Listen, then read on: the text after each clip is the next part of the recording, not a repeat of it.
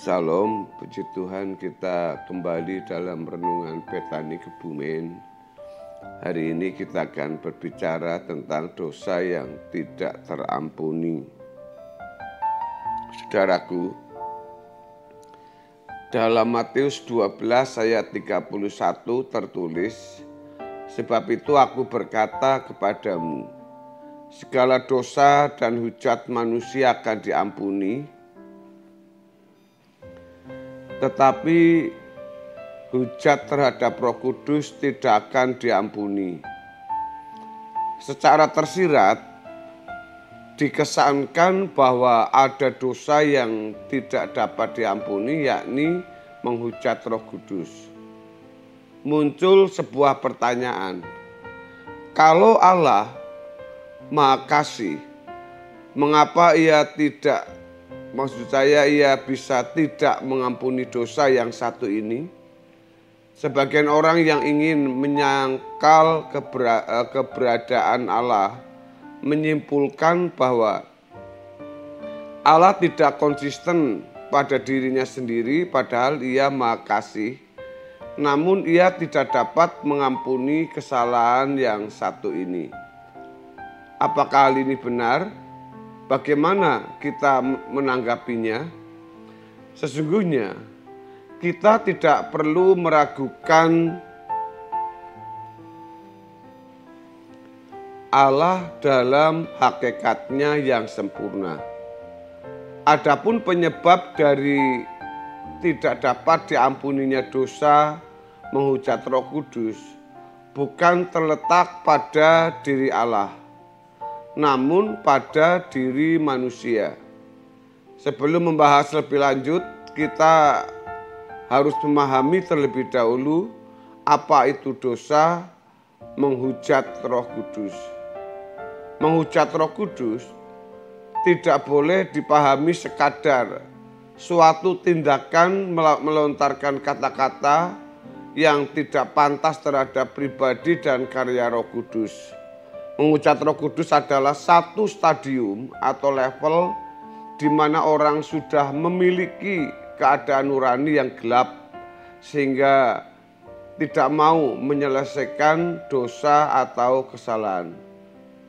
Contoh dari orang yang menghujat Roh Kudus seperti yang dikisahkan dalam Alkitab adalah oknum orang Farisi dan ahli Taurat yang menuduh kuasa Tuhan Yesus dalam menyembuhkan orang sakit berasal dari Beelzebul atau penghulu kuasa gelap.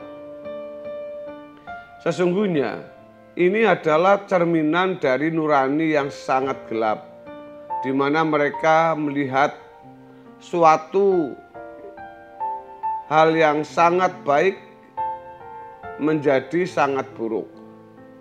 Dapat dibayangkan ketika bahagianya banyak orang melihat ada yang disembuhkan dari penyakitnya secara bertahun-tahun, tetapi para ahli Taurat dan orang Farisi malah mencoba untuk melihat peristiwa tersebut dari sisi yang berlawanan karena tidak suka tersaingi. Mereka sesungguhnya tidak berfokus pada penyelamatan manusia, tetapi sibuk dengan agenda pribadinya. Sehingga ketika Tuhan melawat mereka dan berada di depan mata mereka, mereka tetap tidak mampu menghayati kehadiran Tuhan. Hal ini terjadi karena nurani mereka yang sudah gelap dan dibutakan oleh ambisi untuk dihormati. Terdapat kebenaran yang mahal terkait perihal menghujat Roh Kudus ini. Tidak secara instan seseorang bisa mencapai nurani yang gelap. Ada proses dan waktu memilih dan yang panjang sampai seseorang berada di titik tidak kembali atau point of no return. Seseorang yang hatinya sudah sampai tahap mengeras dan tidak bisa lagi diubahkan, pasti terbiasa untuk menunda pertobatan. Ia tahu apa yang benar dan salah, tetapi tidak memilih untuk melakukan yang benar. Ia berpikir kali ini saja untuk membiarkan dirinya masuk dalam kesalahan. Ditambah lagi ia berpikir bahwa saya masih manusia yang lemah dan penuh kesalahan. Sehingga dalam benaknya ia memaklumi diri secara berlebihan. Makin hari nuraninya semakin tidak peka terhadap suara yang yaitu tuntunan Roh Kudus. Sampai pada titik ia tidak dapat lagi mengikuti tuntunan Roh Kudus yang menghendakinya bertobat. Hendaknya kita tidak menunda pertobatan hanya karena kita ingin menikmati kesenangan tertentu. Kesempatan untuk bertobat bisa jadi tidak datang kembali jika kita menyanyiakannya. Saudara, orang yang menunda pertobatan adalah orang yang berpotensi untuk menolak keselamatan dalam Tuhan Yesus Kristus.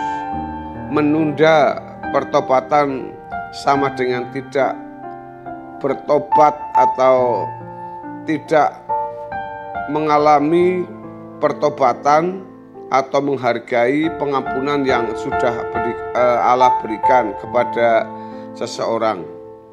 Pengampunan Allah diberikan dengan tujuan untuk mengubah manusia menjadi serupa dengan anak tunggalnya.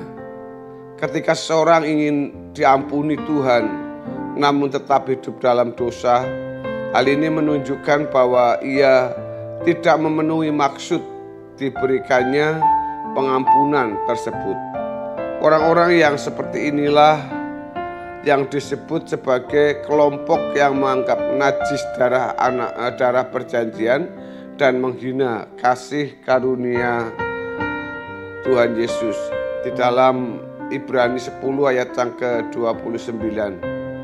Orang percaya yang telah ditebus oleh darah Tuhan Yesus harus sungguh-sungguh memperkarakan dirinya setiap hari.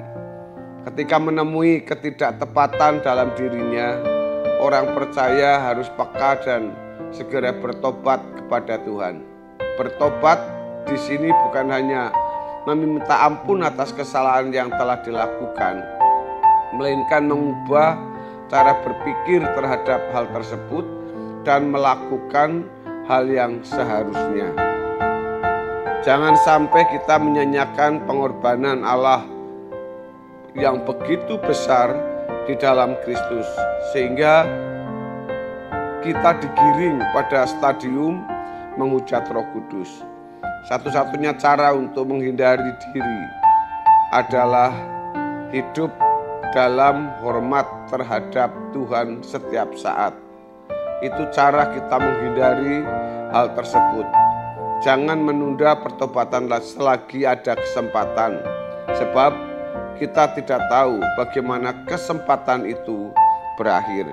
Bapak Ibu, kiranya kebenaran firman Tuhan hari ini memberkati kita sebagai orang percaya. Kiranya Tuhan berkati saudara semua, dan doa saya selalu sehat dan terus dalam perlindungan Tuhan senantiasa.